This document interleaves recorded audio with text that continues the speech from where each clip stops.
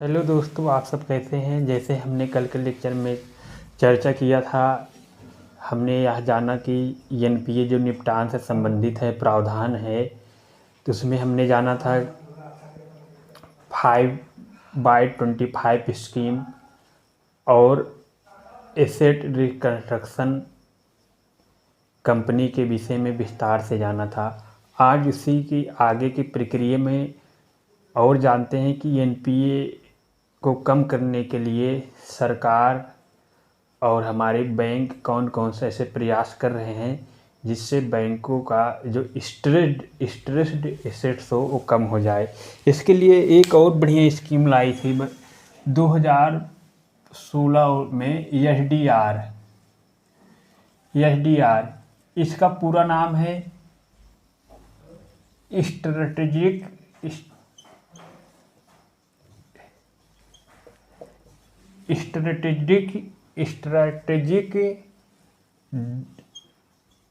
Date restructuring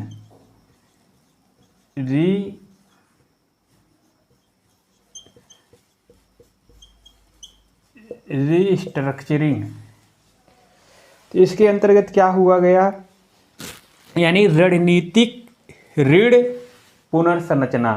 तो एक शब्द बहुत प्रयुक्त हुआ, रीस्ट्रक्चरिंग।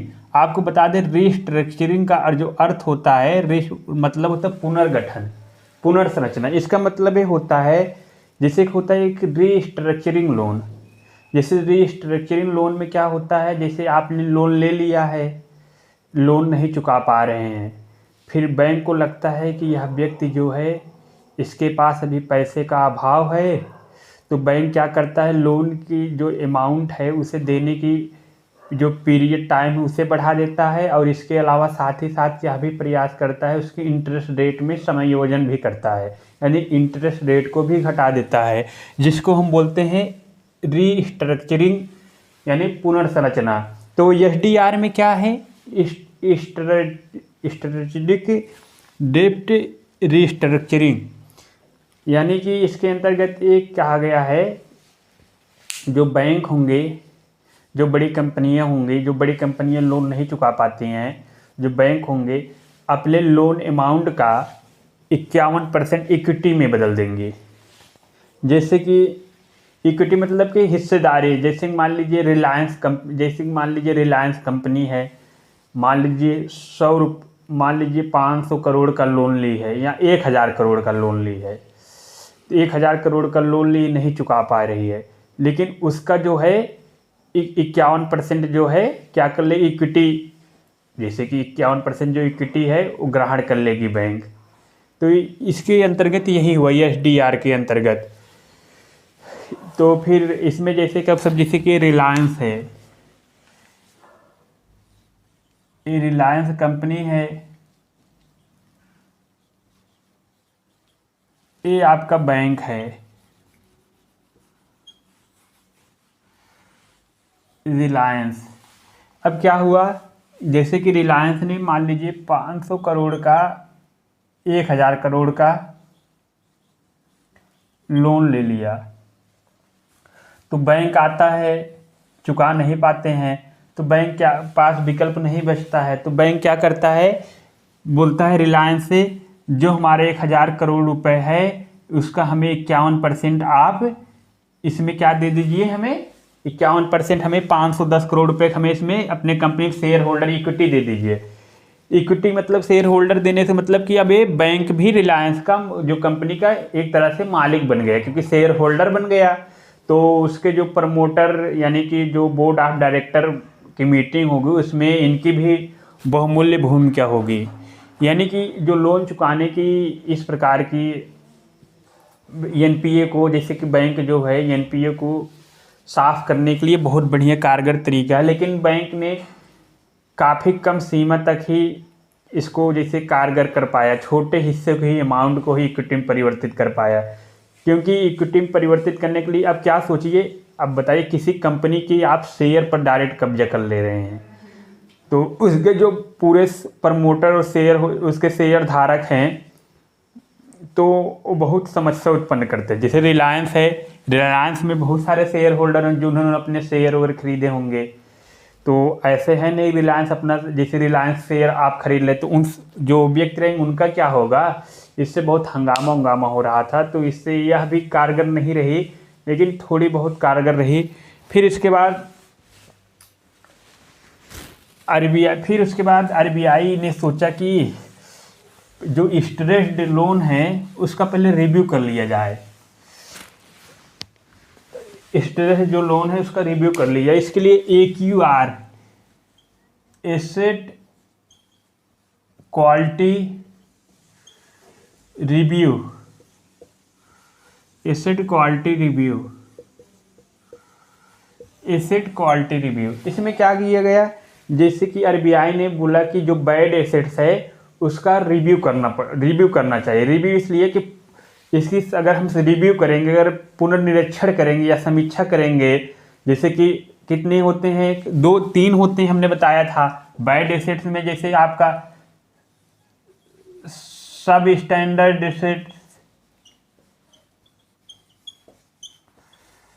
एसेट्स, और उसके बाद आपका दूसरा नंबर होता है डाउटफुल एसेट्स,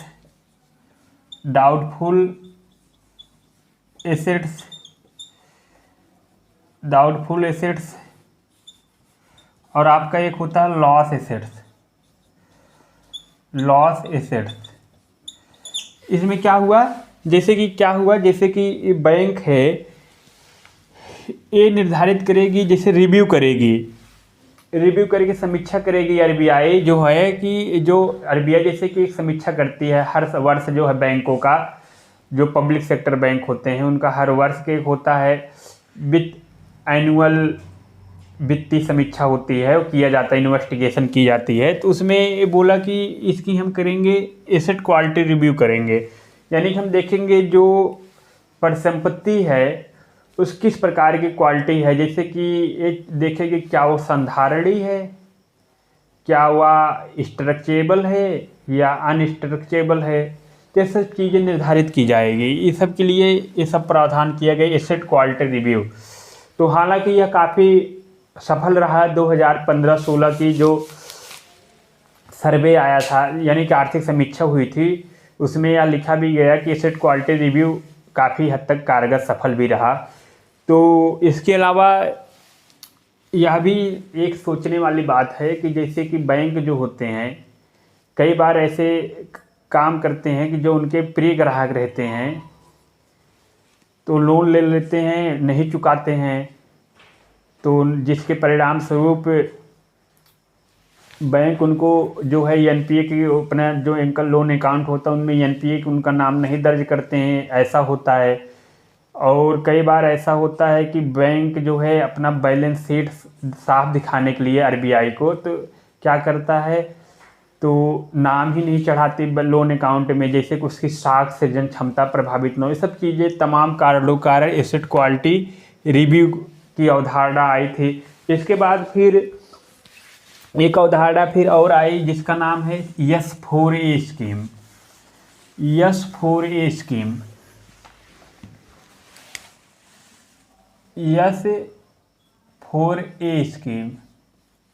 ये बहुत कारगर रही ये स्कीम।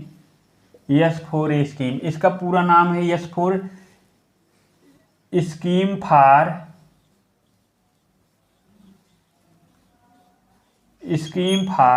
सस्टेनेबल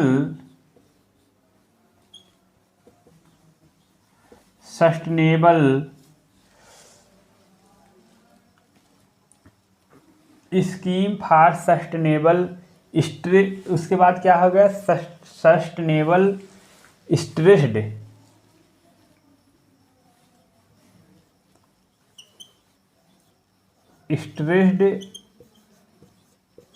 एसेट कंस्ट्रक्शन, क्या हो गया, स्ट्रक्चर, सस्टेनेबल स्ट्रक्चर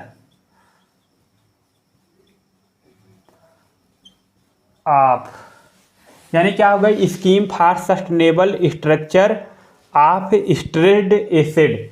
इसका S4A स्कीम, इसको अगर हम यहाँ शार्ट लिख दे तो S4 4 बार जो यस है, यस,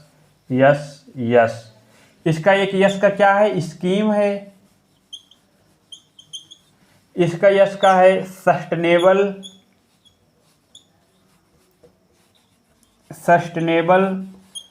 और एक यस का है सस्टेनेबल स्ट्रक्चर।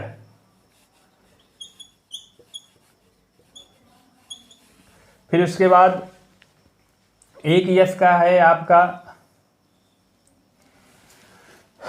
स्ट्रेस्ड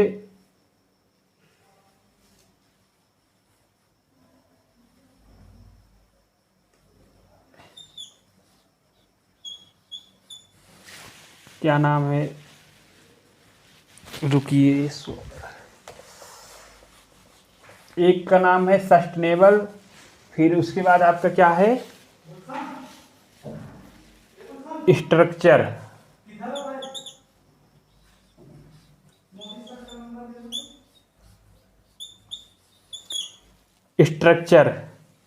फिर उसके बाद आपका स्ट्रेस्ड एसेट्स। ये पूरा हुआ यस 4A। यानी इसके अंतर्गत देखा गई एक स्कीम लाई गई। जैसे क्या होता था इसके अंतर्गत, बैंकों ने सोचा कि जैसे कि कोई ऐसी नीति बनाई जाए जैसे लोन जो है जितना सस्टेन हो उतना चुका पाए वह व्यक्ति, और जितना ना उसके पास जैसे कि क्षमता ना हो, कैपेसिटी, उसको रीस्ट्रक्चरिंग किया जाए। इससे वह लोन भी चुका पाएगा, उसको समस्या भी नहीं होगी। तो हालांकि देखेंगे इसमें क्या हुआ, इसमें क्या गया इस स्कीम के अंतर्गत जो बैंक होते हैं जो है वो जितने परिसंपत्ति सस्टेन है उसके अलावा और जो जितने और उसके लोन की राशि बची है उससे या तो इक्विटी और या तो प्रेफरेंशियल शेयर में कन्वर्ट कर देंगे। यानी कि इसके अंतर्गत जैसे समझिए, मान लीजिए यही रिलायंस है, ये बैंक है, ठीक। रिलायंस ने जैसे कि लोन लिया था कितना, 1000 करोड़ फिर बैंक से, और रिलायंस ने चुका नहीं पाया। तो बैंक जो देखेगी कि रिलायंस जो कंपनी है बहुत अच्छी कंपनी है, इसकी देश में साख अच्छी है, विश्वास अच्छी है, अपने जो ग्राहक को त्वरित सुविधा प्रदान करती है, और इसकी जो सुविधा में अच्छी गुणवत्ता है और काफ़ी लोग इसकी प्रशंसा भी करते हैं। तो यानी एक प्रशंसनीय कंपनी है।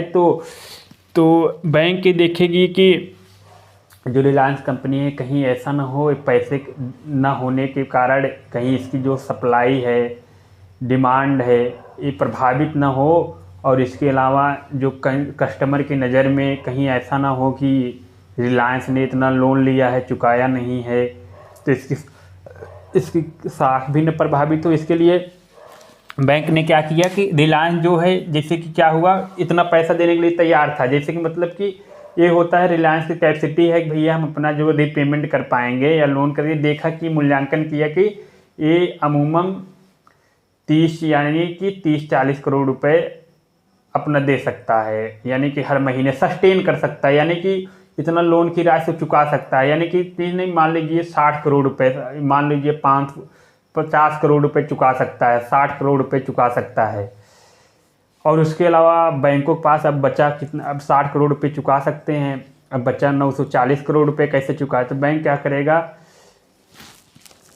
और बैंक जाएगा रिलायंस के पास, फिर एक कंपनी इसके लिए सस्टेन करने की ये जो बैंक है भाड़े पे एक भाड़े की कंपनी हायर करती है, जो ये देखती है कि रिलायंस कंपनी में कितना धन सस्टेन करने लायक है, ये मूल्यांकन करती, निर्धारण करती है। इसके लिए वो रिलायंस के पास गई, फिर रिलायंस वाले कंपनी देखा कि ये जो है कि ये 60 करोड़ रुपए देने लायक हैं, बाकी जो लोन की राशि है इनकी 940 करोड़ रुपये शेष बच जाएगी।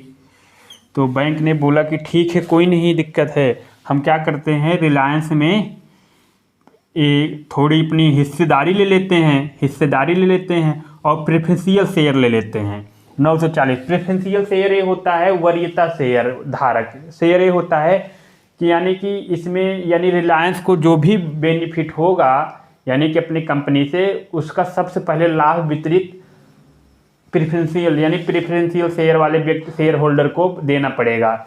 हालांकि ध्यान देने वाली बात यह है कि एसडीआर से अलग है, क्योंकि अलग इस संदर्भ में है, एसडीआर वाले में तो उसमें मालिकाना हक बदल जाता है, लेकिन इसमें मालिक नहीं रहेगा बैंक, इस संदर्भ में मालिक नहीं, सिर्फ इसमें क्या होगा, बैंक सिर्फ अपने लाभ लेगा, उसके बाद धीरे से निकल लेगा, इसका काम यही रहेगा। प्रेफरेंशियल शेयर यानी इक्विटी या प्रेफरेंशियल शेयर। फिर ये हुआ, फिर ये आपके मन में प्रश्न उठ रहा होगा कि आखिरकार पात्रता क्या है। तो आपको बता दें कि इसके लिए जो पात्रता है, यानी कि जो राशि होनी चाहिए 500 करोड़ की होनी चाहिए। 500 करोड़ की मतलब कि जो बैंक इसके लिए एलिजिबल होंगे, जैसे कि ऐसा नहीं है कि कोई 50 लाख रुपए लिया हो तो उसके प्रेफरेंशियल शेयर इक्विटी ऐसा कुछ नहीं नियम लागू होगा। यानी यह राशि जो होनी चाहिए लंबी राशि होनी चाहिए, यानी कि लगभग 500 जो कहा गया है 2016 में आई थी यस4ए स्कीम, तो उसमें कहा गया था कि जो 500 करोड़ की एक हो उससे ज़्यादा की उस पर इस पर हम यस4ए स्कीम लागू करेंगे। तो इसके अंतर्गत यही किया गया था, यानी कि स्ट्रक्चर करेंगे। स्ट्रक्चर मतलब कि होता है संरचना होता है, जैसे कि सस्टेनेबल है ना, सस्टेनेबल यानी सस्टेन जितना कर पाए, कहते नहीं है कि जो व्यक्ति जितना सस्टेन कर पाए। अब जैसे कि आप ही बताइए, अगर रिलायंस के पास अगर घाटे में जा रहे हैं, मान लीजिए कोई अन्य कंपनी है, रिलायंस नहीं, मान लीजिए छोटी मोटी कोई कंपनी है, वो लोन ली है, उसके पास पैसा नहीं है, तो बैंक ने देखा अच्छी कंपनी है कि अगर भविष्य में अगर इसके साथ अगर अच्छा जैसे बर्ताव किया जाए तो लोगों के लिए रोजगार का भी अवसर प्रदान करेगी, साथ ही साथ यह भी लाभप्रद होगा कि आने वाले समय में जीडीपी में भी अपनी अहम भूमिका निभाएगी। और ये सब निर्धारण करने के बाद बैंक सोचेगी चलो इसको इसके लिए रिस्ट्रक्चरिंग यानी लोन की जो राशि है उसमें ब्याज दर घटा दिया, साथ ही साथ उसको पीरियड को भी बढ़ा दिया। इससे ये फ़ायदा हो जाता है कि बैंक को भी समय मिल जाता है और इससे बैंक का ये फ़ायदा हो जाता है कि और एक ये फ़ायदा होता है कि बैंक जो है अपने बैलेंस शीट को साफ कर पाएगी, अच्छा दिखा पाएगी कि देखो हमारे बैलेंस शीट में, यानी कि जो हमारा बैलेंस शीट है उसमें दिख रहा है देखो इसमें कोई लोन नहीं लिया है, तो ये सब साख की होती है, यानी लोन जो लिया हम लोन चुकता कर लिए हैं, ये सब चीज़ें निर्धारित करती है। फिर हालांकि ये भी योजना अच्छी है, चल भी रही है। इसके लिए जो और एक चीज़ें आती है कि जैसे कि फिर एक और समय आई थी बात, जैसे कि इन धनुष योजना के अंतर्गत ये हुआ था कि बैंकों का पुनर्पूंजीकरण किया जाए। इसके लिए 2015-16 की आर्थिक समीक्षा में 4R की संकल्पना आई। 4R की यानी कि 4R में एक बोले कि एक होगा हमारा रिफॉर्म, रिकॉग्निजेशन रुकिए रिकॉग्निजेशन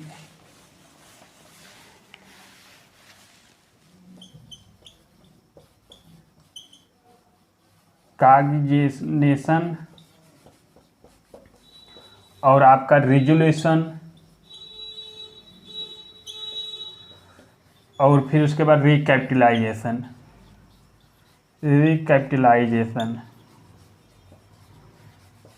यानी क्या हुआ, रिफॉर्म, रिकॉग्निजेशन, रिजोल्यूशन, रिकैपिटलाइजेशन। इसमें कहा गया कि बैंकों को जो पब्लिक सेक्टर बैंक हैं उनका रिफॉर्म किया जाएगा, यानी कि उनको सुधारने के लिए 4R और रिफॉर्म करने के लिए जो और रिकॉग्निजेशन, जैसे कि बैड एसेट्स की पहचान की जाएगी जिसमें एसेट क्वालिटी रिव्यू की बात हुई थी। रिजोल्यूशन, कोई ऐसे रिजोल्यूशन बनाया जाएगा, लेकिन हालांकि ऐसा कोई रिजोल्यूशन तो नहीं आ पा रहा है कि समस्या का निराकरण हो पाए एनपीए का। और रिकैपिटलाइजेशन 20,000 करोड़ का पुनर्पूंजीकरण किया गया, लेकिन यह भी बैंकों के लिए पर्याप्त ही है क्योंकि एनपीए लगभग 5 लाख करोड़ रुपए के पास है, तो इतना कम ही है। फिर उसके बाद एक और चीज़ें हुई, फिर एक शब्द और आता है जिसका नाम है विलफुल डिफॉल्टर, जिसे बहुत शब्द प्रयुक्त होता है। विलफुल डिफॉल्टर,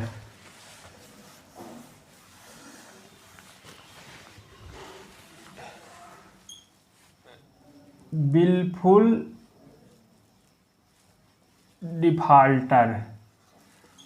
डिफाल्टर इसका हिंदी में होता है इरादतन चूक करता।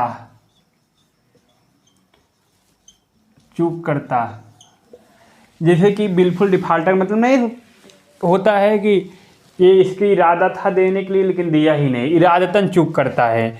अब डिफाल्टर शब्द प्रयुक्त हुआ है, कहते नहीं कि गाँवों में ग्रामीण समाज में ऐसा बोलते नहीं डिफाल्टर है, डिफाल्टर आदमी है, कहते नहीं ये सब प्रयुक्त होता है शब्द। तो बिलफुल डिफाल्टर क्या है, इसके अंतर्गत कहा गया कि कई व्यक्ति ऐसे आपको मिल जाएंगे जो सक्षम होते हैं, वो बैंक से लोन लेते हैं, जानबूझ के लोन नहीं चुकाते हैं, यानी कि वो जानबूझ के लोन नहीं चुकाते हैं, लोन की उनके पास है कैपेसिटी है लेकिन जानबूझ कर लोन नहीं चुकाते हैं उसके अमाउंट, और जानबूझ कर नहीं चुकाते हैं, कहते हैं होगा चुकाएंगे नहीं, वो ये इंतज़ार करते हैं कि कोई सरकार जैसे कोई लोकसभा या विधानसभा चुनाव होगा तो उसमें लोन की राशि माफ़ कर दी जाती है, उसी के अंतर्गत माफ़ हो जाएगा। फिर दूसरा ये हो जाता है कि उनको ये मन में आता है सब्सिडी मिल जाएगी। और एक व्यक्ति ऐसे होते हैं कि लोन लिए थे किसी काम के लिए, इंडस्ट्री के लिए, लेकिन उसे दूसरे काम में खर्च कर दिए। जैसे कि लोन लिए थे कि चलो यार आज क्या नाम अपनी इंडस्ट्री के लिए नई नई मशीन लाते हैं जिससे हमारी जो है उत्पादन क्षमता बढ़े, लेकिन उससे क्या ले आए, उसका दुरुपयोग किए, उसको दुरुपयोग करके वो क्या नाम है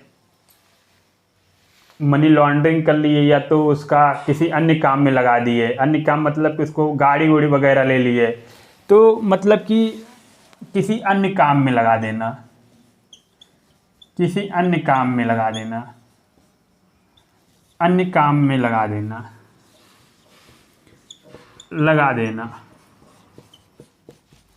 ये मतलब किसी अन्य काम में, जैसे लोन लिए थे किसी और काम को करने के लिए, लेकिन काम और काम करने लगे, दूसरा काम करने लगे, तो होता है।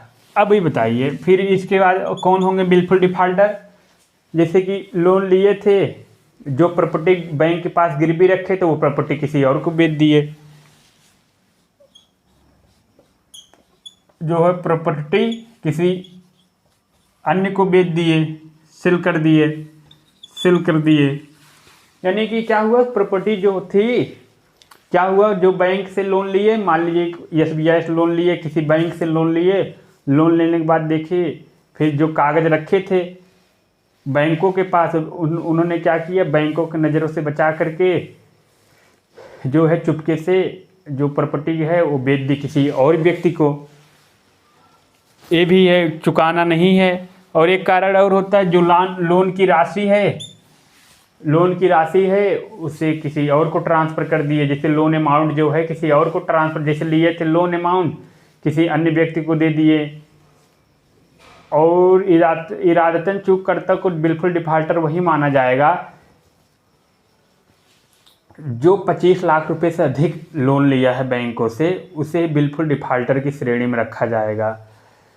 तो इन सब की कवायद करने के लिए फिर सारफेसी अधिनियम 2002 आया था, जिसके अंतर्गत ये हुआ कि जो है NPA के निपटान के लिए बैंक ना जा कर के, वो जैसे बैंक अदालत ना जाकर बैंक स्वयं से ही अपना निदान कर लेगी, क्योंकि बैंक जाएंगे, बैंक में आने बहुत समय लगेगा और निदान भी नहीं मिल पाएगा अगर, तो बैंक का इससे नुकसान हो जाएगा। इसके लिए क्या हुआ कि सरकार ने सारफेसी एक्ट लाया था, उसमें संशोधन करके उसमें यह कानून बना के किया कि बैंक अपना स्वयं ही अदालत होगी, स्वयं ही वसूलेगी, स्वयं ही प्रावधान करेगी। ये सब चीज़ें हो रही है।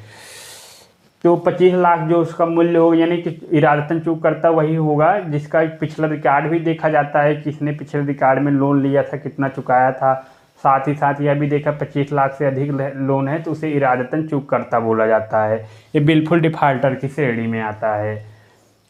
ये सब चीज़ें होती है। आप गाँव में देखेंगे कई व्यक्ति ऐसे होते हैं जो सक्षम होते हैं, वो लोन की राशि चुकाने में सक्षम, लेकिन चुकाते नहीं। कहते अगर उनसे आता है कैशियर या एजेंट मांगने, कहते हैं होगा चुका देंगे, होगा नहीं चुका देंगे। वो चीज़ें जैसे होता ना, ये मशीनरी तंत्र की विफलता का लाभ उठाते हैं, जो लूप होल होता है, क्योंकि उनको अंदेशा रहता है हमने जो लोन लिया है या तो कोई सरकार आएगी या सब्सिडी दे देगी या तो कर्ज माफ़ी हो जाएगा। ये सब चीज़ें वो ध्यान में रखते रहते हैं। और साथ ही साथ एक नहीं, आलसपन की भी भावना रहती, चुकाना ही नहीं है, जो करना है कर लो।